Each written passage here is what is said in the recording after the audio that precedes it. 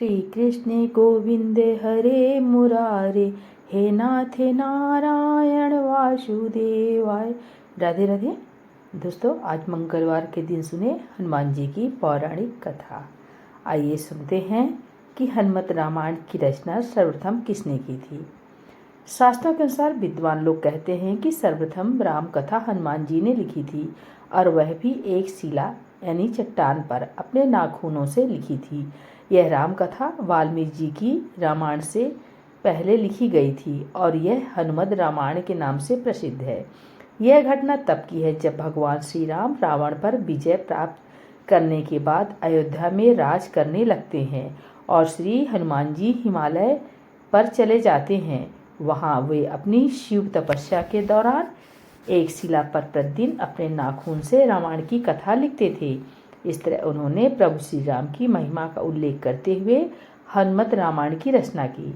कुछ समय बाद महर्षि वाल्मीकि ने भी वाल्मीकि रामायण लिखी और लिखने के बाद उनके मन में इसे भगवान शंकर को दिखाकर उनको समर्पित करने की इच्छा हुई।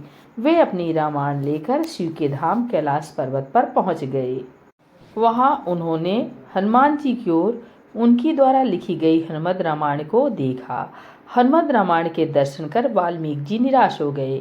वाल्मीकि जी को निराश देखकर हनुमान जी ने उनसे उनकी निराशा का कारण पूछा तो महर्षि बोले कि उनके बड़े ही कठिन परिश्रम के बाद रामायण लिखी थी, लेकिन आपकी रामायण देखकर लगता है कि अब मेरी रामायण उपेक्षित हो जाएगी, क्योंकि आपने जो लिखा है उसके समक्ष मेरी रामायण तो कुछ भी नहीं है।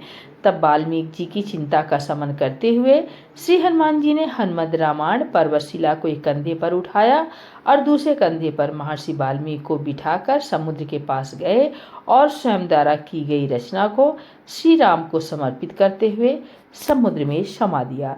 तभी से हनुमान द्वारा रची गई हनुमान रामायण उपलब्ध नहीं है, वह आज भी समुद्र में पड़ी है। राधे राधे। दोस्तों, कथा अच्छी लगी हो तो प्लीज़ लाइक, चैनल को सब्सक्राइब जरूर करें।